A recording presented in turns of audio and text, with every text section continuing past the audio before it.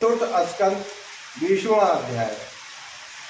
महाराज प्रतु की यज्ञशाला में श्री विष्णु भगवान का प्रादुर्भाव। श्री मैत्रेय जी कहते हैं, विदुर जी, महाराज प्रतु के 99 यज्ञ से यज्ञ भोक्ता योगेश्वर भगवान विष्णु को भी बड़ा संतोष हुआ।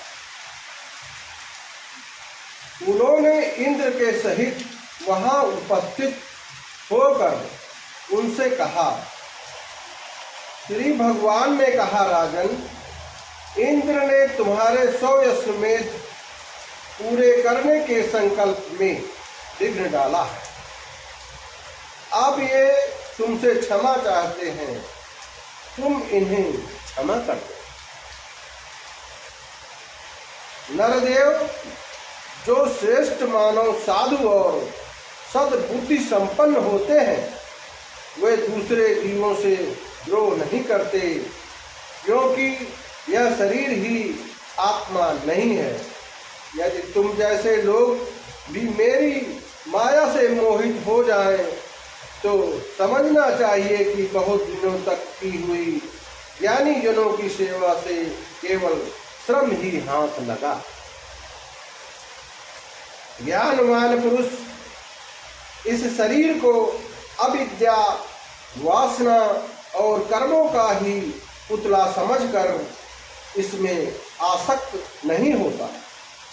इस प्रकार जो इस शरीर में ही आसक्त नहीं है, वह विवेकी पुरुष इससे उत्पन्न हुए घर, पुत्र, धन आदि में भी किस प्रकार ममता रख सकता है। यह आत्मा एक शुद्ध, स्वयं प्रकाश, निर्गुण, गुणों का आश्रय स्थान, सर्वव्यापक, आवरण शून्य, सबका साक्षी एवं अन्य आत्मा से रहित है। यत एवं शरीर से भिन्न है। जो पुरुष इस देह स्थित आत्मा को इस प्रकार शरीर से भिन्न जानता है, वह प्रकृति से संबंध रखते हुए भी उसके गुणों से लिप्त नहीं होता, क्योंकि इसकी स्थिति मुझ परमात्मा में रहती है। राजन, जो पुरुष किसी प्रकार की कामना रखकर अपने वर्णाश्रम के धर्मों द्वारा नित्य प्रति श्रद्धा पूर्वक मेरी आराधना करता है, उसका चित्त धीरे धीरे शुद्ध हो जाता है। चित्त शुद्ध हमेशा होने पर उसका विषयों से संबंध नहीं रहता तथा उसे तत्व ज्ञान की प्राप्ति हो जाती है। फिर तो वह मेरी समता रूप स्थिति को प्राप्त हो जाता है। यही परम शांति, ब्रह्म अथवा कैवल्य है। जो पुरुष यह जानता है कि शरीर, ज्ञान, क्रिया और मन का साक्षी होने पर भी कुटस्थ आत्मा उनसे निवृत्त ही रहता है, वह कल्याणमय मोक्ष पथ प्राप्त कर लेता है।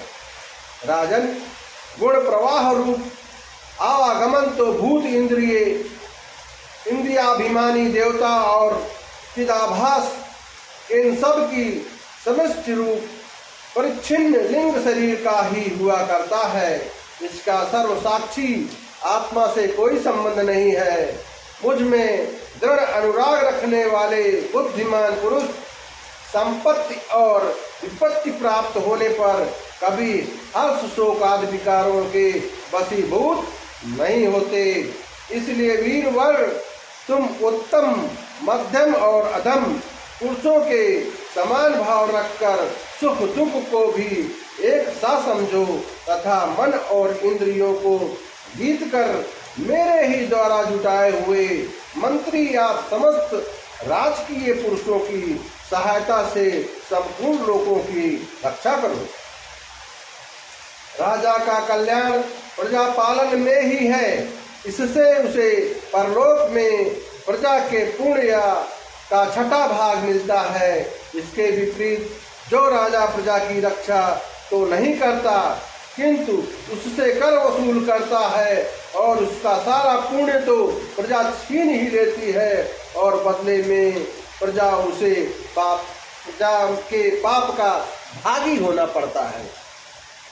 ऐसा विचार कर यदि तुम श्रेष्ठ ब्राह्मणों की संपत्ति और पूर्व परंपरा से प्राप्त हुए धर्म को ही मुख्यतः अपना लो और कहीं भी आसक्त न होकर इस पृथ्वी का न्याय पूर्वक पालन करते रहो तो सब लोग तुमसे प्रेम करेंगे और कुछ ही दिनों में तुम्हें घर बैठे ही सनकादि सिद्धों के दर्शन होंगे।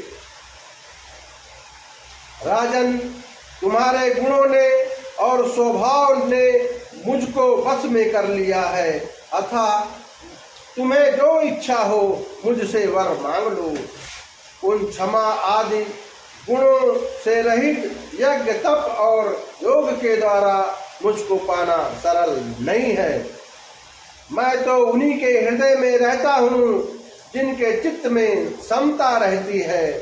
श्री मैत्रेय जी कहते हैं, विदुर जी, सर्वलोक गुरु श्री हरि के इस प्रकार कहने पर जग दिग्विजयी महाराज पृथु ने उनकी आज्ञा सिरोधार्य की।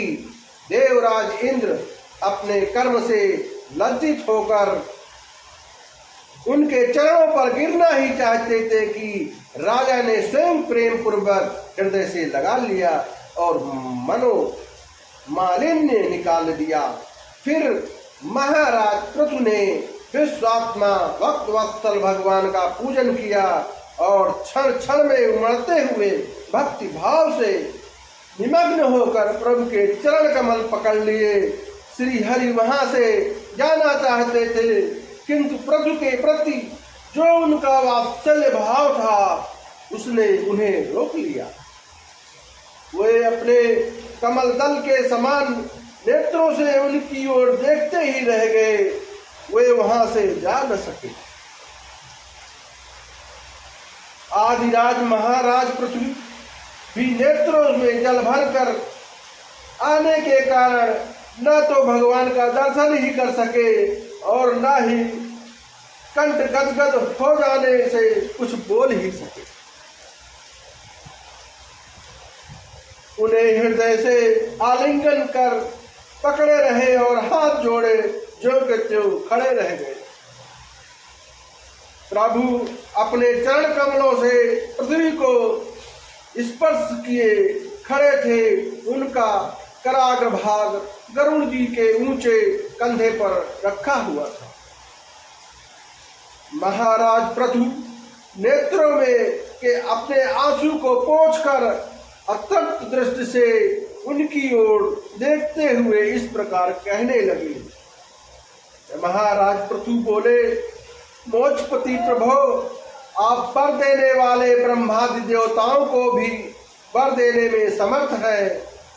कोई भी बुद्धिमान पुरुष आपसे देहाभिमानियों के भोगने योग्य विषयों को कैसे मांग सकता है? वे तो नरक के जीवों को भी मिलते ही हैं, अतः मैं इन तुच्छ विषयों को आपसे नहीं मांगता। मुझे तो उस मोक्ष पद की भी इच्छा नहीं है जिसमें महापुरुषों के हृदय से उनके मुख द्वारा निकला हुआ आपके चरण कमलों का मकरंद नहीं है, जहां आपकी कीर्ति कथा सुनने का सुख नहीं मिलता। इसलिए मेरी तो यही प्रार्थना है कि आप मुझे 10,000 कान दे दीजिए जिनसे मैं आपके लीला गुणों को सुनता ही रहूं। पूर्ण कीर्ति प्रभो, आपके चरण कमल मकरंद रूपी अमृत कणों को लेकर महापुरुषों के मुख से जो वायु निकलती है उसी में इतनी शक्ति होती है कि वह तत्व को भूले हुए हम कुयोगियों को पुनः तत्व ज्ञान करा देती है। यतियो हमें दूसरे वरों की कोई आवश्यकता नहीं है। उत्तम कीर्ति वाले प्रभो, सत्संग में आपके मंगलमय सुयश को दैववश एक बार भी सुन लेने पर कोई पशु बुद्धि पुरुष भले ही तृप्त हो जाए, गुणग्राही जैसे उसे कैसे छोड़ सकता है। सब प्रकार के पुरुषार्थों की सिद्धि के लिए स्वयं लक्ष्मी जी भी आपके सुयश को सुनना चाहती हैं। अब लक्ष्मी जी के समान मैं भी अत्यंत उत्सुकता से आप सर्वगुण धाम पुरुषोत्तम की सेवा ही करना चाहता हूँ, किंतु ऐसा न हो कि एक ही पति की सेवा प्राप्त करने की होड़ होने के कारण आपके चरणों में ही मन को एकाग्र करने वाले हम दोनों में कलह छिड़ जाए। जगदीश्वर जग जननी लक्ष्मी के हृदय में मेरे प्रति विरोध भाव होने की संभावना तो है ही, क्योंकि जिस आपके सेवा कार्य में उनका अनुराग है उसी के लिए मैं भी ललायित हूँ, किंतु आप तीनों पर दया करते हैं, उनके तुच्छ कर्मों को भी बहुत करके मानते हैं। इसलिए मुझे आशा है कि हमारे झगड़े में भी आप मेरा ही पक्ष लेंगे। आप तो अपने स्वरूप में ही रमण करते हैं, आपको भला लक्ष्मी से भी क्या लेना है। इसी से निष्काम महात्मा ज्ञान हो जाने के बाद भी आपका भजन करते हैं। आप में माया के कार्य अहंकार आदि का सर्वथा अभाव है। भगवान, मुझे तो आपके चरण कमलों का निरंतर चिंतन करने के सिवा सत्पुरुषों का कोई और प्रयोजन ही नहीं जान पड़ता। मैं भी बिना किसी इच्छा के आपका भजन करता हूँ। आपने मुझसे कहा कि वर मांग, सो आपकी इस वाणी को तो मैं संसार को मोह में डालने वाली ही मानता हूँ। यही क्या, आपकी वेद रूपा वाणी ने भी तो जगत को बांध रखा है। यदि इस वेद वाणी रूप रस्सी से लोग बंधे न होते तो वे मोह व सकाम कर्म क्यों करते। प्रभु, आपकी माया से ही मनुष्य अपने वास्तविक स्वरूप आपसे विमुख होकर अज्ञानवश अन्य स्त्री पुत्रादि की इच्छा करता है। फिर भी जिस प्रकार पिता पुत्र की प्रार्थना की उपेक्षा न करके न रखकर आपने आप ही पुत्र का कल्याण करता है, उसी प्रकार आप भी हमारी इच्छा की अपेक्षा न करके हमारे हित के लिए स्वयं ही प्रयत्न करें। श्री मैत्रेय जी कहते हैं, आदिराज पृथु के इस प्रकार स्तुति करने पर सर्वसाक्षी श्री हरि ने उनसे कहा, राजन, तुम्हारी मुझ में भक्ति हो, बड़े सौभाग्य की बात है कि तुम्हारा चित्त इस प्रकार मुझ में लगा हुआ है। ऐसा होने पर तो पुरुष सहज में ही मेरी उस माया को पार कर लेता है, जिसको छोड़ना या जिसके बंधन से छूटना अत्यंत कठिन है। अब तुम सावधानी से मेरी आज्ञा का पालन करते रहो। प्रजापालक नरेश, जो पुरुष मेरी आज्ञा का पालन करता है उसका सर्वत्र मंगल होता है। श्री मैत्रेय जी कहते हैं, विदुर जी, इस प्रकार भगवान ने राजर्षि पृथु के सार गर्भित वचनों का आदर किया। फिर पृथु ने उनकी पूजा की और प्रभु उन पर सब प्रकार कृपा कर वहां से चलने को तैयार किए। महाराज पृथु ने वहां जो देवता ऋषि पितर गंधर्व सिद्ध चारण नाग किन्नर अप्सरा मनुष्य और पक्षी आदि अनेक प्रकार के प्राणी जो भगवान के पार्षद आए थे, उन सभी का भगवत बुद्ध से भक्ति पूर्वक वाणी और धन के द्वारा हाथ जोड़कर पूजन किया। इसके बाद वे सब अपने अपने स्थान को चले गए।